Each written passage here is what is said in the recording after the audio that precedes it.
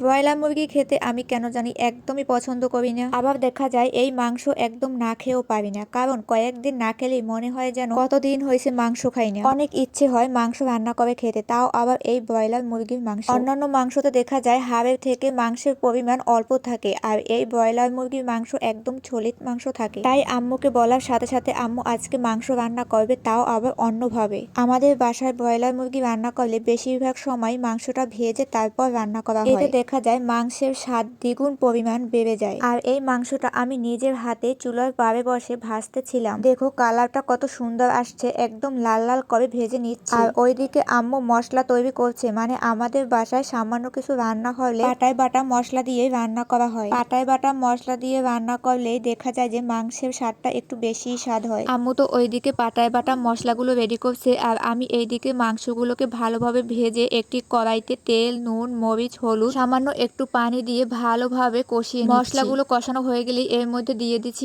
আলু, কারণ আলু আমাদের বাসার সবারই কম বেশি পছন্দ। আলুগুলো ভালোভাবে মশলার সাথে কষিয়ে এবার ভেজে রাখা মাংসগুলো দিয়ে সবগুলো একসাথে ভালো করে কষিয়ে সামান্য পানি দিয়ে নিতে হবে। পানি ফুটে উঠলে ভালো করে ঢাকনা দিয়ে ঢেকে রাখলে আমাদের মাংস আজকে রান্না হয়ে যাবে। এভাবে মাংসগুলো ভেজে আলু দিয়ে রান্না করে খেতে কার কার পছন্দ অবশ্যই কমেন্ট বক্সে বলে যাবেন।